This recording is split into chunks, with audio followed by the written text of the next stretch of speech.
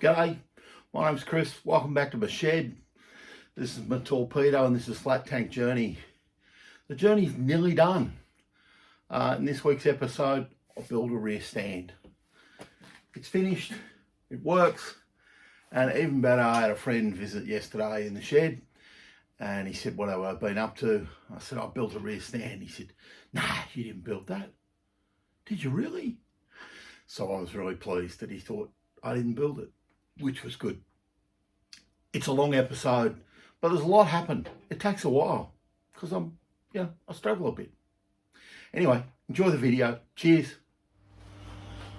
I've disassembled the rear stand clip. This piece just slides back up through there and it all bolts together. And it's obviously a bit of sprung steel. And then I think it takes 1/2 inch through it. Well, that's what it says on it. It's actually a pity that they marked it. I think it's a bit of a shame. And there's a pattern and a registration number. Maybe it's meant to be there, but I don't really like it. But anyway, the stand clip is nice quality. I'm going to try and offer this up to the bike and see what it looks like. Really hard to shoot over your shoulder, but I hope you can see what I'm doing. So there's a little ridge on the bottom, and I think I'm just going to put that into the middle of the guard. And then for me, I'm going to make it look like it's right. There's just a hole at the top and there's a hole underneath. Now that I've got those two marks there, I'm actually going to find a rule and I'm going to measure it. So I'm lucky, I got little blocks of wood everywhere over my shed because I wood turn. So I've wedged a piece of wood in, I've marked the top hole, and I'm just going to give it a little whack. Now, in reality, it's not actually supported underneath the guard, it's wedged in at this end, but it'll let me just put a mark in it, enough to hold the drill bit so that I can drill 2 holes. I'm going to leave the bit of wood in because I don't want to go through and put a hole in my tyre because that'd be a pain in the butt.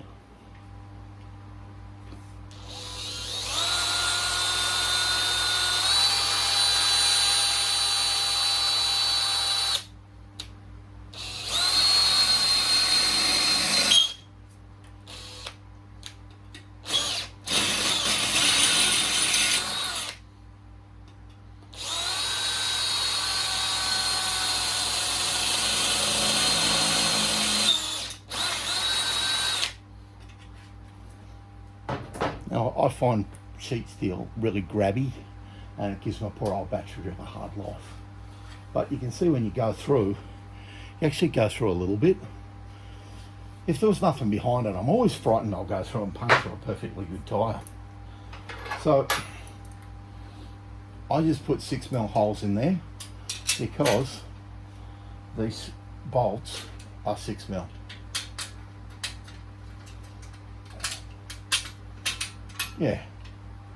Yeah, I'm not unhappy with that. I'll bring you around and you can have a look. So that's the stand put back together, and it's a clip. You've actually got to get off the bike and operate it. There are some with springs in them and all sorts of things, but this was one that I found relatively simply online. It was in Czechoslovakia, I think.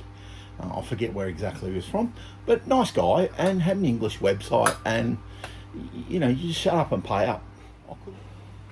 Here's the mounting point for the rear stand, and so it's got to run underneath the bolt for the axle and then get back up to where the stand is. Now I've got a piece of 1/2 inch bar shaft, whatever you want to call it, and I've just mounted into the stand clip and it fits, which is really good. It's just, you just have to pull it out.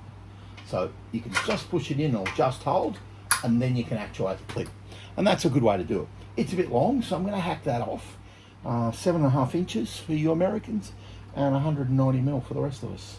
I'm going to cut this bar off here at about 250mm because I'm a chicken and I like to have plenty to play with. So here's some 9/16 or 14mm, I think it is, or yeah, it's 14mm. You never know when you go to the steel store what you're going to get. So it's in a length that's about 2 meters long, but I need to factor in some feet and leave a bit for the feet. And then at this end, I need to come around the nut and make a U shape and bend it, because you can't get a straight line. Well, it's making a liar out of it. You can, but it doesn't work that way. It needs step down so that you can go around the nut, and then it'll come back and you build a stop off here. So I need a little bit extra. I'm going to cut 600mm and give myself 600mm to play with, which is about there, and that's absolutely stacks. And I'm going to start fabricating this end and work my way backwards so that the excess is cut off the other end. Right, 2 feet, 600mm. Actually not the same thing, but I'm going to be metric for the sake of it. 2 600s of 14.3 or 9/16 or whatever it is, and we'll go from there. Well, it's pretty primitive, but I've made up a jig just tacked to a big heavy piece of, I don't know, 15-16mm plate to bend this 14mm rod around. So it sits in the middle. A little bit more space than I wanted, but it'll be alright. Then I'm going to heat it and bend it round, and then I think I can turn it over and bend it back the other way to get it to run straight. Wish me luck. So I've been a lucky boy or a good boy or something, and I asked Santa Claus really nicely, would he bring me a oxyacetylene kit. The other map gas or, you know, little thing is fine for silver soldering. For bending steel and really hoofing into it, the oxyacetylene's hotter, and the bigger cylinders, which are behind me on the bench, are more cost effective. So I'm going to get this set up, and then I'm going to start bending some stuff. This thing's actually taken some setting up. I was a little surprised. I thought, this will be easy. And even now, I'm not actually sure I've got it set up correctly. I'm just trying to heat this. It doesn't sound hot, which is weird. My other blowtorch made a particular noise that I always thought, oh yeah, that's hot. Anyway, I've got this down pretty low, and I'm just throwing a little bit of heat at this. It is heating, but slowly.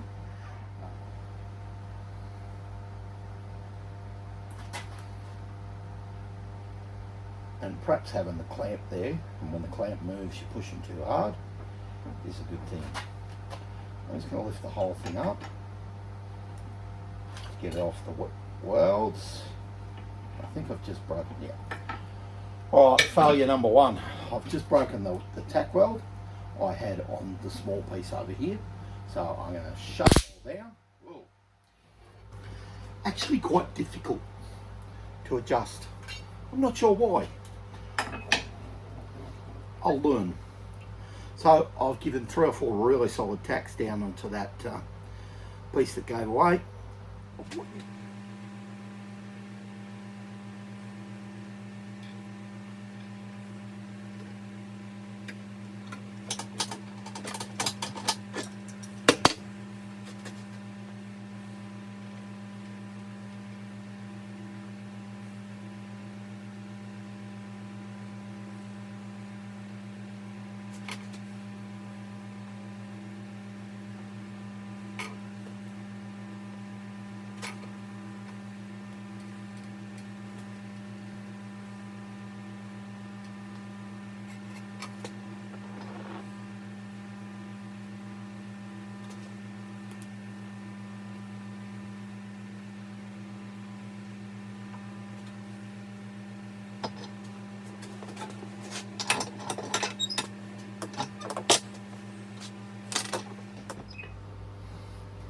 Right, I've got it bent one way, I think, and now I'm going to bend it back the other way and see if we can get a straight line, more or less. Once you get it hot enough, it bends really, really easily.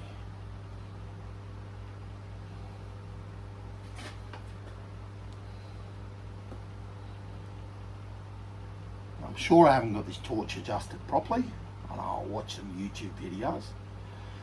But for now, the heat is coming out steady, and not too hot, and I suppose a rank amateur like me, I can control it and it's not blowing holes in things or doing ridiculous things, and it's not dangerous, maybe.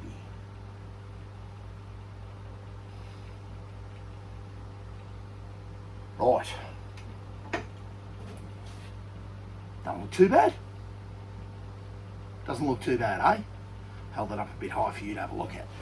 I've got a bit of a sharp bend at there that I don't like. And I didn't anticipate that. That didn't happen the last time. But I'm not terribly offended by it. I'm going to cool it down and let it have a look at on the bike and see what I think about it. Good result. Well, it's only been a few minutes. I guess I should have showed you the second one, because the second one bent up much easier than the first one.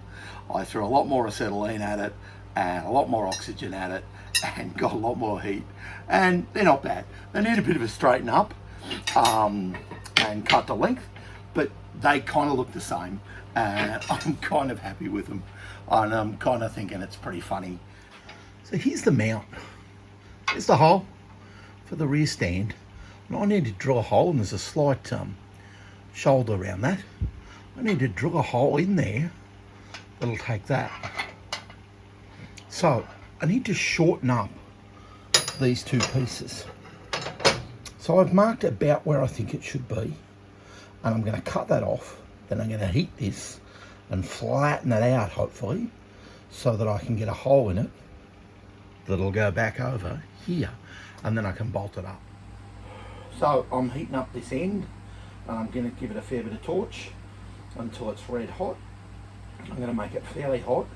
I haven't got a huge hammer, and I've got arthritis, so that's not a great thing.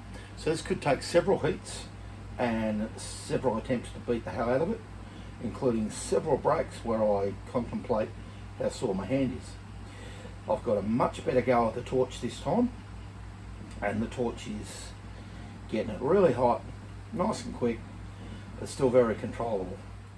And I can see now that's hotter than I ever would have got it with the other torch. That's really, really super. I'm a bit excited about that. Small things, small minds.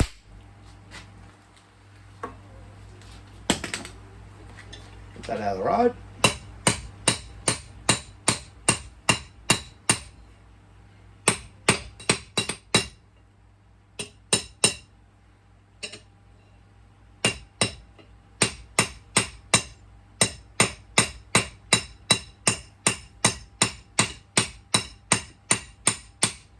Shout out to my mate, the Ambuck blacksmith.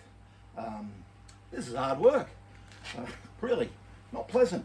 I'm going to give that another round of heat, and then I'm going to have another go at it. All right, second heat, and it shouldn't take as much as the first heat.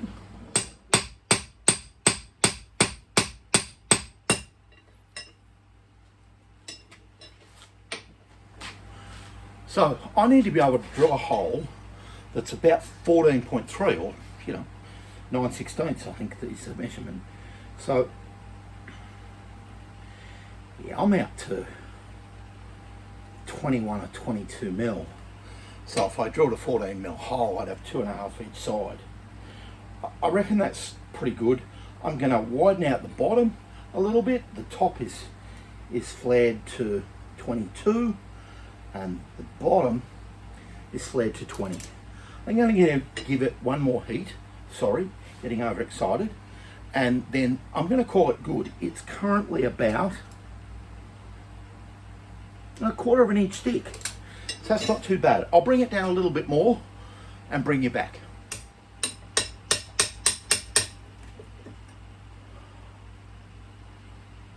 Right, I've got a little bend in that. I'm going to go back to the vise and just straighten all that up, give it another little heat, and I'll come back to you in a bit when I feel better about it. Here's the two pieces of the rear stand. They're not exactly the same, and they're a bit beaten up where I've taken to them with a hammer. So I'm going to take to them with a flap disc and give them a good sand out and a smooth out, and round the ends off and make way to drill a couple of holes. It's just sanding and rounding up, so let's not lose a lot of sleep over it. I'll bring you back in a bit and show you how I've got on. Should have said before, noise in the background is fans. Yesterday was 39 degrees or 100-ish for people in other parts of the world. Today it's about 18 degrees and raining, and it's as humid as hell. So I've got one side already on. I cheated, but I've drilled the hole, and it's 14.3 mil, and it goes straight over that little plug in the frame that you probably can't see. Now weirdly, I don't have a bolt. I thought they were going to be threaded, but every bolt I try doesn't fit.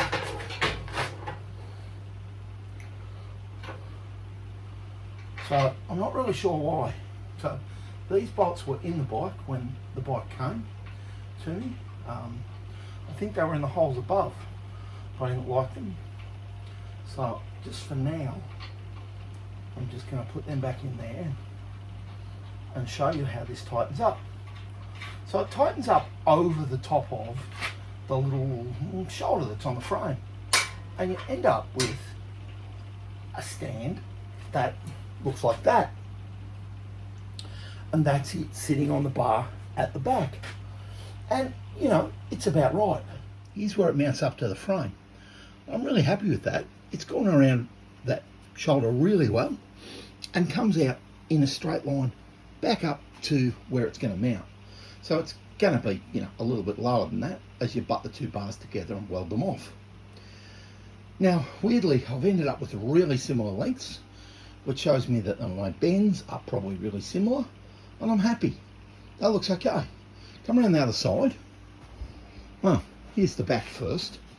Now, I haven't leveled any of this up, so there's about the middle. And you could have more weight or less weight on one side than another, and it pulls it one way or another. But that's about what it's going to be. Then down this side, it looks about the same. Now, they're really, really close. They're not perfect. So it's just a matter of looking at the back now and thinking about exactly where do these legs weld on and shortening the piece in the middle and getting all that set up. And then I've got to make a stop. So when the bike rolls up onto a stand, there's a stop on the stand somewhere that lets the bike roll further or not. So I need to work out where that's going to be, but my first job probably is to shorten up the back here and weld this in place. Here's my handiwork so far. It's not going too bad. Like most things I do, I don't particularly love them while I'm doing them, but I'm getting there. So, you know, the two arms were made and the back piece was made, and I cut that down to 8 inches or 200 mil roughly, because that looked about right. Now I've got a little twist in the whole thing, so I need to heat it and get the twist out, but essentially it's a rear stand and it clips in and it works, and that'll all be good. Now the legs are way too long. They didn't cut off because of course once the stand is clipped in here, it's long enough to lift the wheel off the ground because the pivot point is further than the wheel is, so it doesn't need to be much longer than that. I have found they do need little feet though. Now I used some hex bar for the feet on the last one I did, and I don't really like it. So this time I'm not really sure what to do.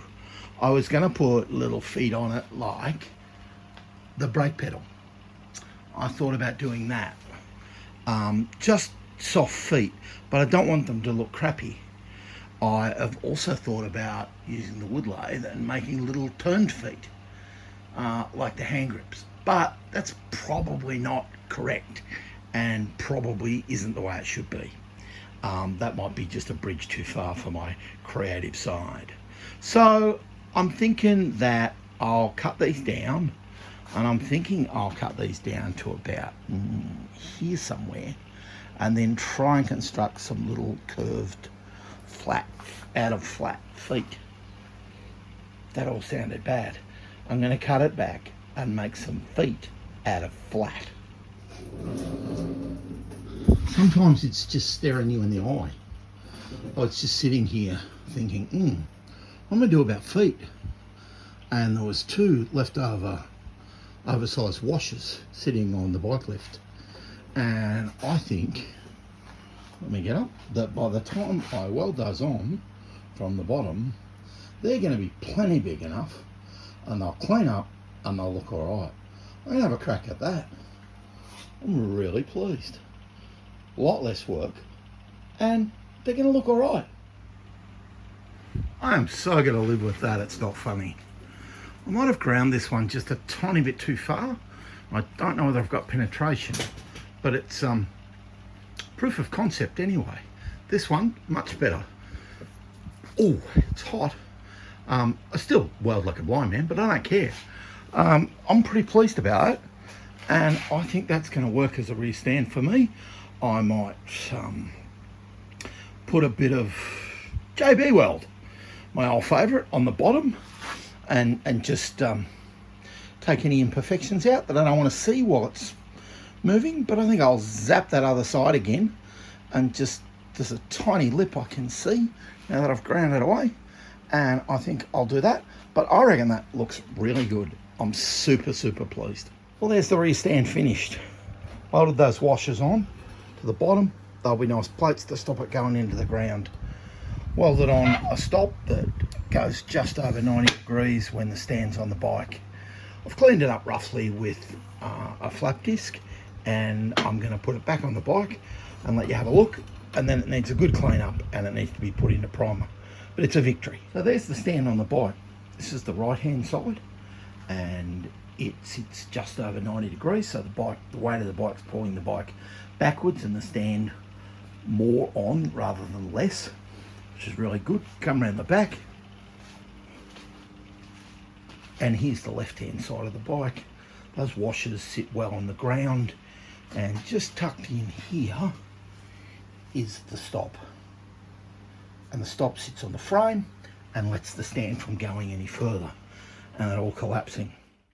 Asphalt tank journey for another week. My little Torpedo's going along really well. I'm nearly done. I've got the sign writing to come back on the tank and the pinstriping on the guards, and I got the nickel plating to come as well. Couple of little jobs to tidy up, but not too much. Hope you enjoyed. Like, comment, subscribe. Cheers. See you later.